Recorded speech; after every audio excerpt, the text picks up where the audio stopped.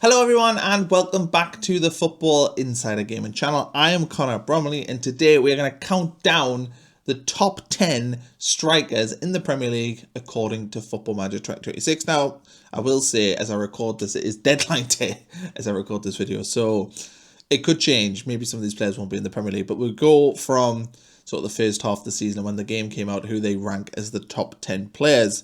And at number 10, is Jean-Philippe Mateta of Crystal Palace. Or is he? I don't know. When you watch this video, he probably isn't there anymore.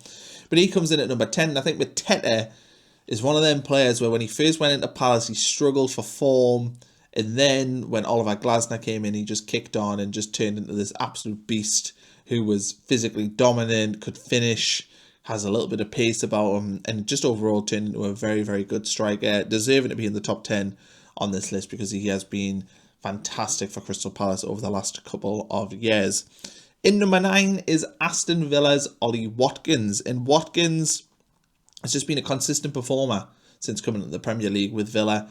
You know, he's always a threat for a goal. I think sometimes his finishing can be a little bit wasteful. I think if there was a criticism of him, it's that maybe he should score more goals. It feels like he gets a lot of chances, doesn't always put them away. But I think Watkins is always just a pain to play against.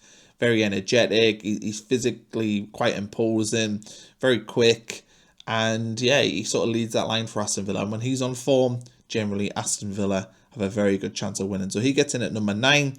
At number 8 is Bournemouth's Evan Nielsen. They paid a very, very big, I think it was 50 million quid for him a couple of years ago to replace Dominic Solanke. And I think he has done a pretty good job of replacing Solanke. Again, a little bit like Ollie Watkins, probably worse than Ollie Watkins really in terms of his finishing. He should score more goals. I feel like Evan Nielsen, if you watch highlights packages, he gets a lot of chances and doesn't always put them away. But he is a threat. He's very good at holding the ball up, very, very direct, got some good running into the channels, and he's just a pain to play against. He's a proper old school sort of number 9. So he comes in at number 8 on this list. At number 7 is Newcastle's Nick Voltemade, who, when he came into the Premier League in this past summer, hit the ground running a little bit, was scoring goals, and since then he has struggled. You know, Vissa's come back into the Newcastle team, and I think Vissa has probably got ahead of him in the pecking order a little bit. But I think with Voltemade at Newcastle, he's so big and tall, but he doesn't really use that frame as much as maybe he should, and he should be more of a threat aerially than he is. And I think that he needs time to sort of figure that out. He gets in on this list at number 7. I think that's probably a little bit high. I don't think he's as good as Watkins, Mateta, or Evan Nielsen. But yeah, he gets in that position. Right, into the top 6, we've got Matthias Cunha. And Cunha is an interesting one to have on here because he kind of plays sort of anywhere in the attack. He's not necessarily a traditional number 9, but he's an effective player, can score very, very good goals. He's got a lot of, you know, the attributes you'd want. He's quite physical. He's got a little bit of pace around him. He's very technical on the ball. He's capable of scoring very, very good goals. And you see the impact him leaving has had on Wolves as well. They've really, really struggled. So Cunha gets into 6th place on this list. Now we're into the top 5, and we have Gabriel Jesus in at number 5, the Arsenal striker who is injured a lot of this season, but he's come back into the Arsenal team and he's sort of beginning to establish himself as their number 1 striker again, which is a turn of events because he fell out of favour a little bit. But Jesus is one of them players that, you know, much like some of the other players we've discussed on this list, if he was a better finisher, he would be leading the line for Arsenal every single week. And the problem with him is that he can be quite wasteful, but he's got good technical ability. You know, he's quick.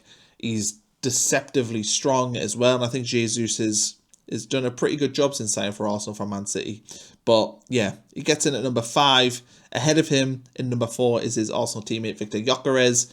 And I think Gyökeres has probably been the biggest disappointment in the Premier League this season. He came in from Sporting Lisbon with a reputation of just being a goal machine, and it hasn't really translated in the Premier League. I don't think Gyökeres has found his form at Arsenal yet. I don't think he's used to the physicality of the league, even though he himself is a physical player. I just think he isn't as involved in the games as he should be. And considering Arsenal are a team that are pretty dominant from set pieces, you would expect Gyökeres to maybe have more involvement. But it feels right now that he is sort of struggling to find his way in this Arsenal team. Right, we're into the top 3 now.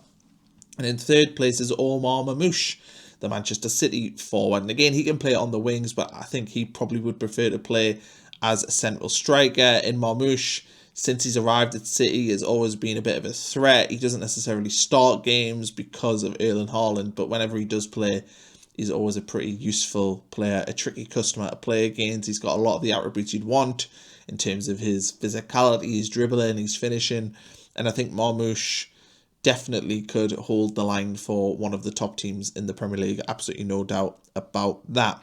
In number 2 is Alexander Isak of Liverpool.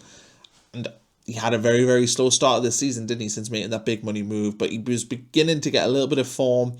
His last action before getting a pretty crippling injury, I think he broke his foot against Tottenham, but his last action was scoring a goal and he got injured in the process of doing that. But I think Isak, with time, will find his way at Liverpool. When he was at Newcastle, he was one of the best strikers in the Premier League, just a force. He could do pretty much everything you'd want. A very, very good presser of the ball as well, and just a nuisance, a pain, a defender's nightmare. And I think Isak will find that Liverpool. I think the price tag weighed quite heavily on him. The lack of pre-season also didn't help. But I think overall Liverpool will get a very, very good striker there with a little bit of patience. And then number 1, no surprise to anyone, is Erling Haaland, the Manchester City striker. He set the gold standard, would actually work as well. But yeah, he set the gold standard for strikers in the Premier League. His record's been unbelievable. Such as built to score goals, his physicality, his pace, his ability to hold off defenders, his finishing. He's got everything you would want from a centre forward. And Haaland has been just a revelation since he arrived in this league. And yeah, he's deserving of the number 1 spot. And he probably, for as long as he plays in the Premier League, will be the best striker in the Premier League. But let me know what you think of this list. Is there any players on here that shouldn't be? And are there any players that should be on this list that aren't? Let me know in the comment section below. Thanks for watching. Please subscribe. And we'll catch you again for another video.